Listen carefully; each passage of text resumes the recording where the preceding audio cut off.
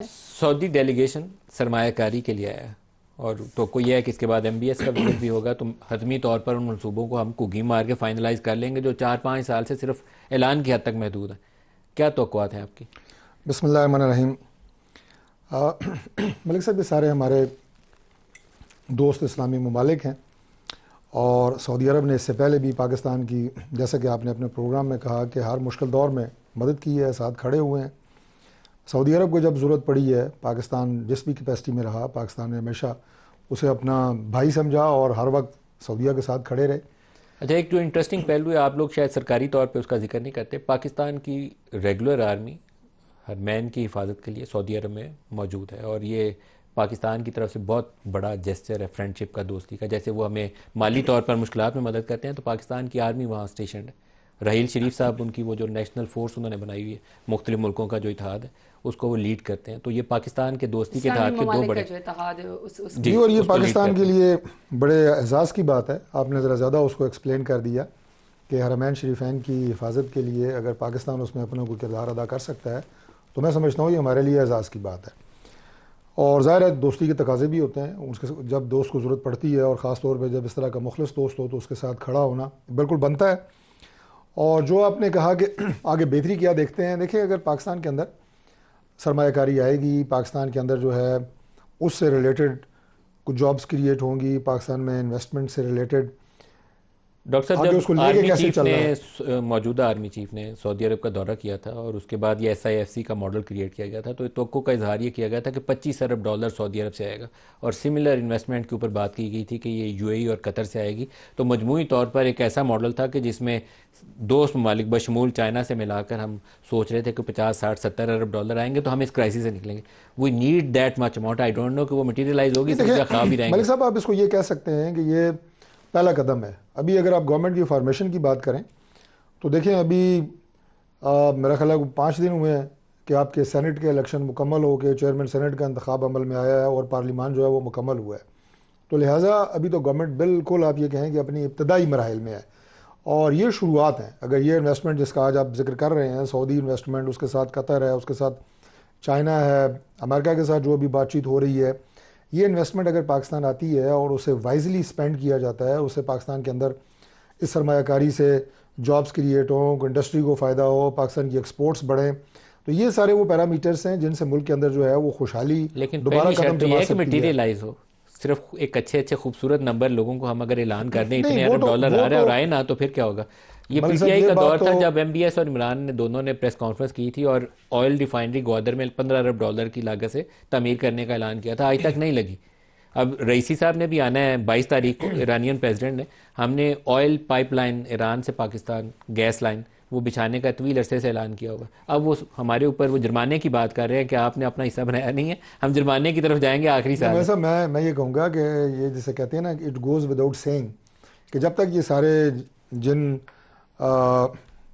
معاہدوں کا ذکر ہم کر رہے ہیں یا جن انویسٹمنٹس کا ذکر کر رہے ہیں، جب تک یہ میٹیریلائز نہیں ہوتی، اس وقت تک تو ظاہر ہے وہ تمام فوائد جو اسے جڑے ہوئے ہیں وہ حاصل نہیں ہوں گے۔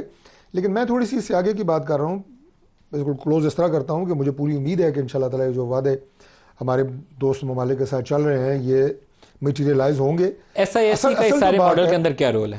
لیکن میں تھوڑی سی ایک بات اس کر لوں، پھر میں آپ کے اس پہ آتا ہوں۔ بات یہ ہے کہ جو بات ابھی زرداد گل صاحبہ کر رہی تھی، اس میں سب سے پہلا سوال یہ ہے کہ سیاسی جماعتوں کا کیا رول ہے۔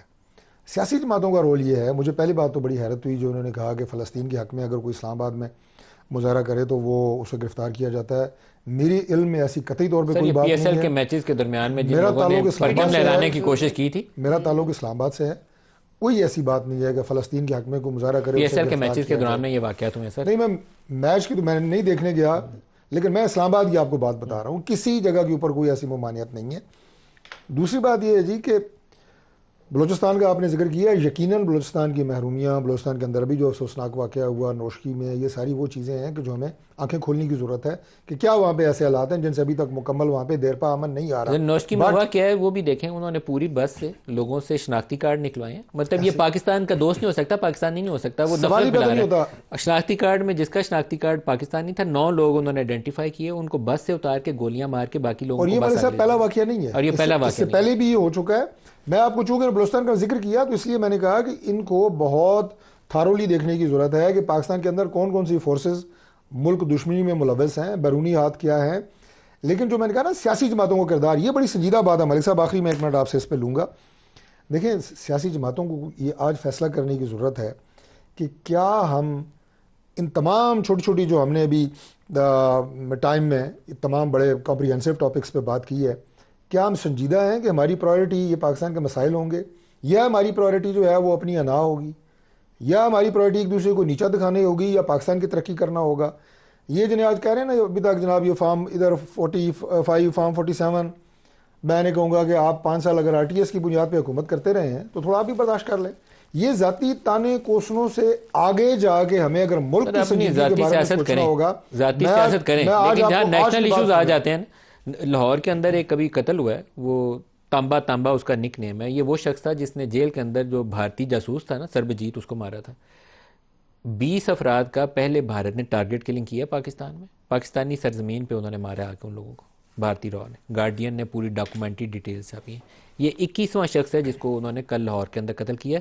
ابھی ہمارے انٹیریئر منسٹر نے اس کی تصدیق کی. کیا یہ لمحہ فکریہ نہیں ہے؟ یہ لمحہ فکریہ ہے. اب میں یہی بات میں عرض کر رہا ہوں، یہ میں آخری میں عرض کر دوں کہ یہی بات میں کر رہا ہوں کہ جب آپ اپنی، میں سیاسی جماعتوں کی بات کر رہا ہوں، ذاتی انا کے خول سے باہر نکل کے قومی مفاد کے لیے نہیں سوچیں گے، آپ لڑتے رہیں گے جناب.